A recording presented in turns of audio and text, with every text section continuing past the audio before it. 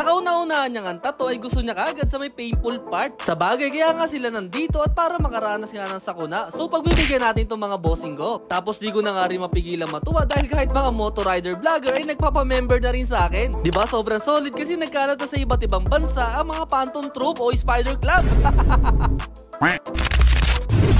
Umpisaan na natin ang sakuna. Ako si Raven.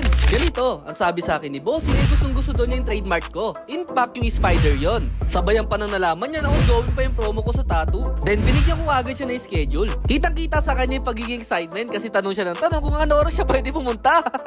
Dumaan ang araw at dumating na yung schedule niya. Doon ko napagtanto na parang nagsisisi nga si Bossing. Ano ko nasabi? Tignan niyo kung paano kiligin to si Bossing na excited doon nakaraan. Masyado na akong malakas para sa mundo ng mga tao. Kailangan kong makapunta sa mundo ng mga halimaw. Wala na akong mga kalaban. First tattoo.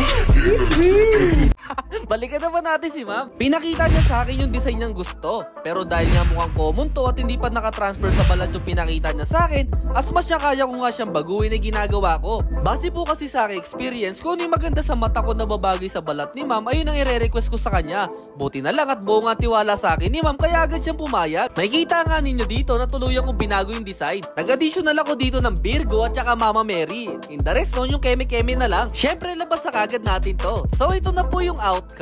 Bang! Tapos nagkataon pa nakaputian si ma'am kaya umangat talaga yung ginawa kong black and gray sa kanya. Kahit i-zoom in o i-zoom out natin yan, kitang-kita yung texture talagang bumagay sa katawan ni ma'am. Tignan nyo naman.